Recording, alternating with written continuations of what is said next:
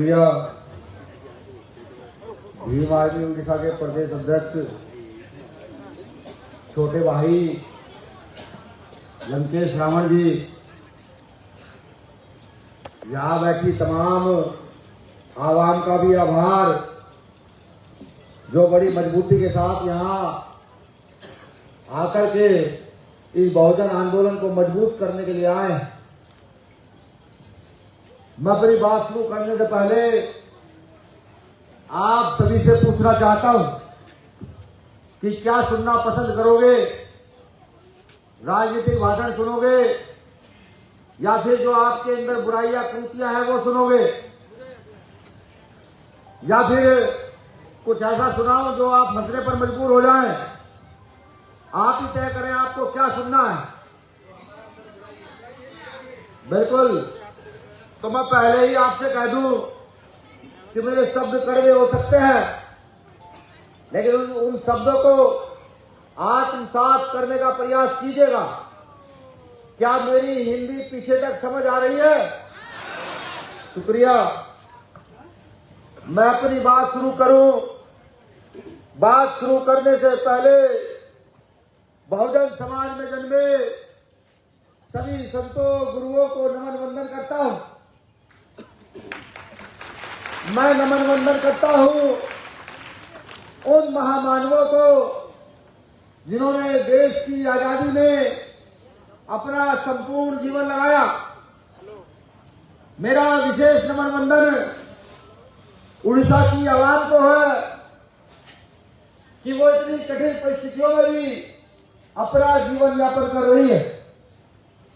साथियों, अगर मैं उड़ीसा के साथ साथ पूरे देश की बात करूं और मैं ये देखूं कि इस देश की बहुसंख्यक आबादी जो हर काम को करती है, जो गटर भी साफ करती है, जो सफाई भी करती है, जो मेहनत मजदूरी भी करती है, वही आज बहुत परेशान है। उसकी परेशानी का कारण क्या है, ये समझना हमें बहुत जरूरी है। मेरे 26 जनवरी 1950 का समय याद आता है, जब डॉक्टर बाबा साहब अम्बेडकर संविधान सभा में संविधान लागू कराकर हंसते हुए बाहर निकलते हैं, तो उनके साथ के नेताओं ने कहते हैं कि डॉक्टर अम्बेडकर आप बहुत खुश लग रहे हो। बाबा साहब कहते हैं कि हाँ, आज मैंने रानी का पेट छीन दिया है, अब राजा रानी के पेट से जन्म न लेकर के यहाँ के गरीब शोषित वंचित वर्ग के वोटों से जन्म लेगा। अब ताली में बताइए, सिर्फ सुनिए गौर से कि यहाँ की आवाम के वोटों से जन्म लेगा। तो उनकी साथ के नेता हंसते हुए कहते हैं कि डॉक्टर अम्बेडकर इन शोषित पीड़ितों को अधिकार को दे चले हो, लेकिन याद रखना हम आपके लोगों को डराएंगे, आपके लोगों को धमकाएंगे, लेकिन राजा अपना बनाएंगे। इस बीच उन्होंने बात और कही कि जो लोग डरेंगे नहीं उनको हम खरीद कर राजा अपना बनाएंगे। अब आप खुद में सोचना शुरू कीजिए कि इस प्रदेश में 95% आबादी, 95% आबादी वो बहुजन समाज के लोगों की है, लेकिन क्या आपके अधिकारों पर बात हो रही है? क्या आपकी शिक्षा पर बात हो रही है? क्या आपके बच्चों के भविष्य को लेकर बात हो रही है? और अगर बात नहीं हो रही है तो मैं आप ही से जानना चाहता हूं कि क्या आपको अम्बेडकरवादी कहलाने का अधिकार है? आज आपके प्रदेश के मुख्यमंत्री भी हो सकता है आपके समाज के, आपके जाति के, आपके धर्म के हो, लेकिन क्या इस प्रदेश में आदिवासी समुदाय की शिक्षा आगे बढ़ रही है? और अगर नहीं बढ़ रही है उसका कारण नहीं समझिए क्या है। पुरखों ने कहा जिसका दल नहीं होता उसका बल नहीं होता, और जिसका बल नहीं होता उसकी समस्याओं का हल नहीं होता। इसका सीधा सीधा मतलब यह है कि हम बहुजन समाज के लोग जो इस देश में बड़ी मजबूती के साथ सब काम करते हैं, हमने अपनी शक्ति का निर्माण नहीं किया। हमको क्षेत्रों में तोड़ा गया, हमको भाषा में तोड़ा गया, लेकिन हम अपनी शक्ति का निर्माण नहीं कर पाए।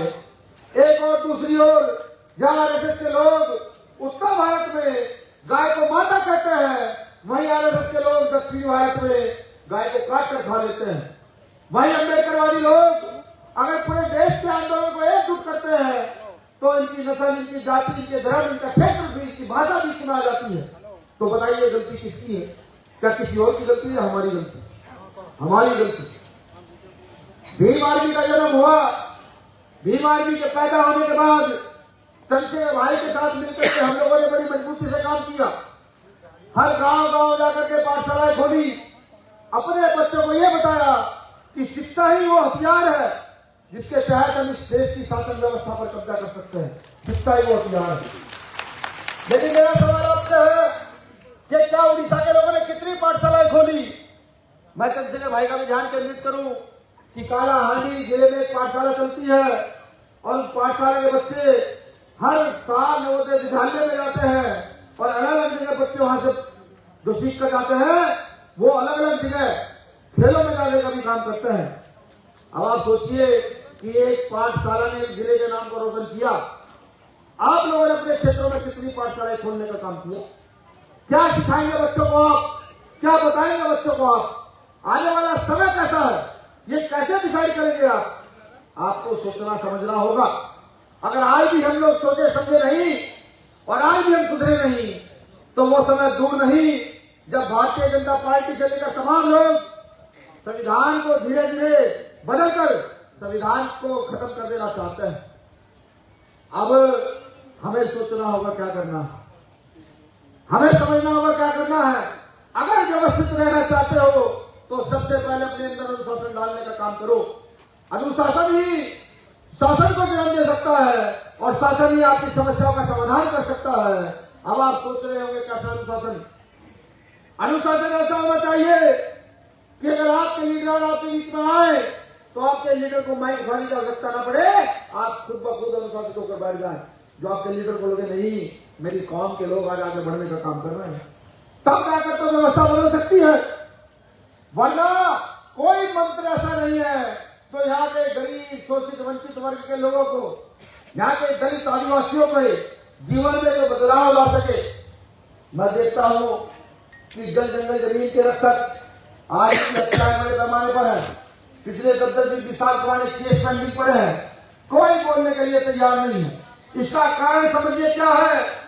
इसका कारण आप सोचा है खुद है कि अगर डॉक्टर अम्बेडकर के द्वारा दी गए लोकतंत्र के अधिकार को समझ जाते और खुद से सवाल करते कि ये वोट क्या है, खुद से सवाल करते इस वोट की ताकत क्या है, तो आपकी समझ आता कि हमारी समस्याओं का समाधान हमारे पास है।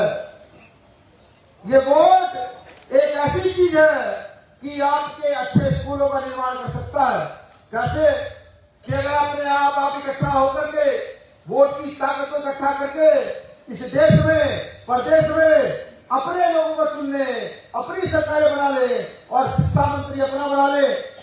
वो शिक्षा मंत्री एक साइन करके ये कह देगा नहीं, अब हर वर्ग के व्यक्ति का बच्चा सरकारी स्कूल में जाकर पढ़ने का काम करेगा।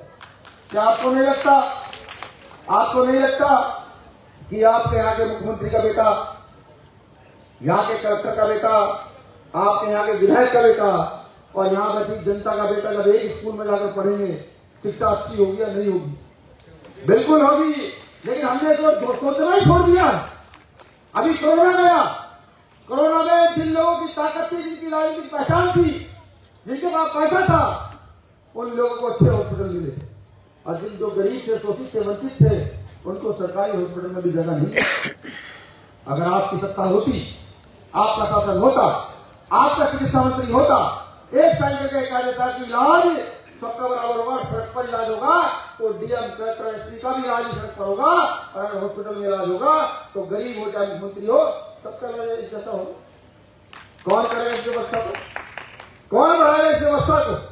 आप क्या सोचते हैं कि जिंदाबाद कहने से व्यवस्था बढ़ जाएगी? नहीं बढ़ेगी। अभी आपने सिर्फ एक अंतिम निकाल करके भेजा, उसमें मैं उड़ीसा के साथियों का भी शुक्रिया अदा करता हूं कि जो आपने एक मुट्ठी अनाज और एक रुपया देकर के अपने नेता को मेंबर ऑफ पार्लियामेंट में भेज दिया। लेकिन सवाल यह है कि वो अकेले कब तक लड़ेंगे? कब तक लड़ते रहेंगे अकेले? और कितनी समस्याओं पर लड़ेंगे।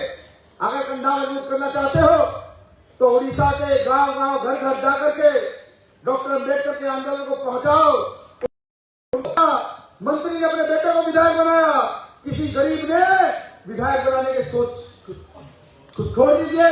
किसी गरीब के बेटे को तो अपने पास मंत्रियों ने बिठाने का काम नहीं किया। आपको नहीं लगता कि मजदूरों की समस्या पर मजदूर बात करे, किसानों की समस्याओं पर किसान बात करे, स्टूडेंट की समस्याओं पर स्टूडेंट बात करे, तब आपकी समस्या का समाधान है, अन्यथा नहीं है। जिस पाठशालाओं की मैं बात कर रहा हूं, वो पाठशाला हमने उत्तर प्रदेश में खोली, वो पाठशाला हमने हरियाणा में खोली, कुछ पाठशाला उड़ीसा में खुली। उन पाठशाला का रिजल्ट इतना अच्छा है, आज हमारे बच्चे संविधान की प्रस्तावना को पढ़ लेते हैं। आज हमारे बच्चों को यह पता लग गया है, जो 5 साल पहले पाठशाला में पढ़ रहे थे, कि संविधान में मौलिक अधिकार क्या है।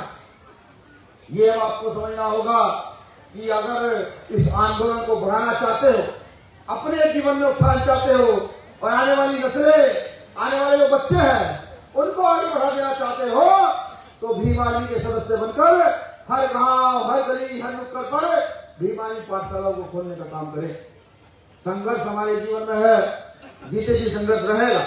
इस संघर्ष को आत्मसात करें, डॉक्टर अम्बेडकर को पहचाने, कांशीराम साहब के आंदोलन को याद करें और अपने भविष्य का निर्माण करने का संकल्प लें, तब जाकर के व्यवस्था आगे बढ़ेगी। मुझे आशा नहीं, पूरी उम्मीद है कि मैंने जो कुछ कहा आपकी समझ में आया होगा। आप इन बातों पर काम करने का काम करेंगे, और अगली बार जब भी हम दिशा में कदम रखेंगे तो यहाँ की शासन सरकार को भी पता लगेगा कि कोई लोग आए हुए हैं। यहाँ का छोटा भाई लंकेश और उसकी पूरी टीम का मैं शुक्रिया अदा करता हूँ, आभार व्यक्त करता हूँ कि बड़ी मजबूती के साथ आपने उड़ीसा को बांधा है और कोने कोने तक संगठन को पहुंचाने का काम किया है।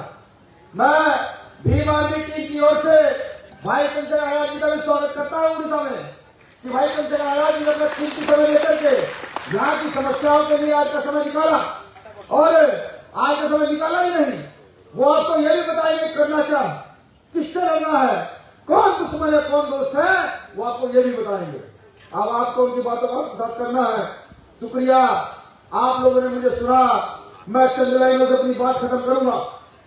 साथियों, महलों से खंडरों का वास्ता हो जाएगा, हमसे लौटने का फना हो जाएगा।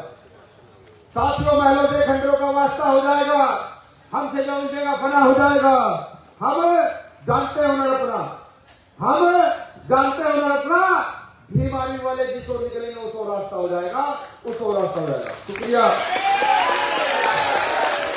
जय हिंद, जय भारत। अब मैं कुछ नारे भी चाहता हूं, वो नारे जिससे ऊर्जा मिलती है, वो नारे कि कहीं किसी बेटी के साथ गलत हो रहा हो और वो नारा कान में अपराधी के घुस जाए तो अपराधी धूम दबाकर शहर छोड़िए, प्रदेश छोड़कर भाग जाता है। भीम आर्मी जिंदाबाद, भीम आर्मी जिंदाबाद, आजाद समाज पार्टी जिंदाबाद, आजाद समाज पार्टी जिंदाबाद, भाई चंद्रशेखर आजाद जिंदाबाद, भाई चंद्रशेखर आजाद जिंदाबाद। जय हिंद, जय भारत।